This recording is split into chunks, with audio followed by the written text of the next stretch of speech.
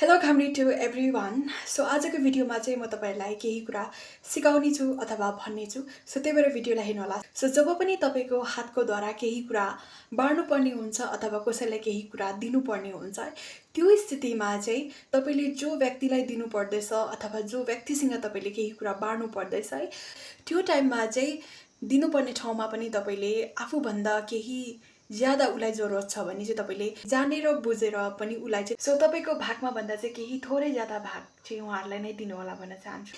For example 10 रुपैयाँ चाहिँ तपाईहरुको दुई जनाको बीच बाड्नु पर्ने स्थिति रहेको छ भने चाहिँ तपाईले चाहिँ 4 रुपैयाँ राख्नुस् र उलाई चाहिँ तपाईले 6 रुपैयाँ दिनुहोस् है।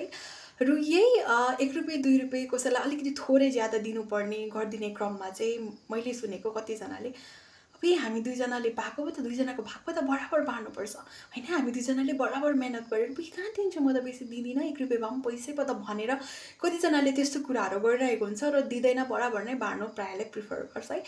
र म तपाईहरुलाई चाहिँ त्यो कुरामालाई चाहिँ लिएर के भन्न चाहन्छु भन्दाखेरि चाहिँ तपाईले कसैलाई 1 रुपैयाँ 2 रुपैयाँ ज्यादा दिदैमा चाहिँ तपाई कुनै पनि हालतमा चाहिँ तपाई गरिब हुनेवाला छैन है।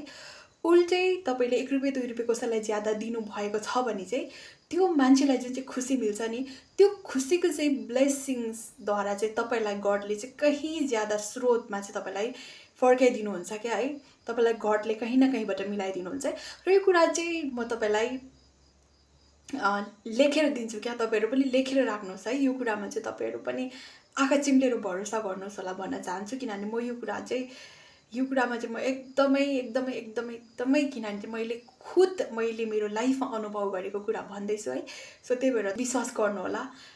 सो त्यही भएर एट द एन्ड भिडियोमा पनि फेरि पनि म के भन्न चाहन्छु भन्दाखेरि चाहिँ तपाईले जहाँ केही कुरा अरूलाई दिनुपर्ने हुन्छ अथवा केही कुरा अरूको लागि गरिदिनु पर्ने हुन्छ, त्यो टाइममा चाहिँ दिनुपर्ने ठाउँमा पनि तपाईले आफूभन्दा केही ज्यादा उलाई जरुरत छ भने चाहिँ तपाईले केही थोरै उहाँलाई दिनुहोस् र गरिदिनु पर्ने ठाउँमा पनि केही ज्यादा नै उहाँहरुको लागि गरिदिनु होला है।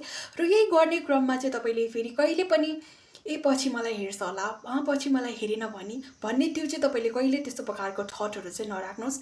जस्ट तपाईले गरिदिनुहोस्, दिनुहोस्, दियो त दियो, गर्नु भयो त गर्नु भयो, सक्यो है। विदाउट एन एक्सपेक्ट चाहिँ तपाईले गरिदिनुहोस् है।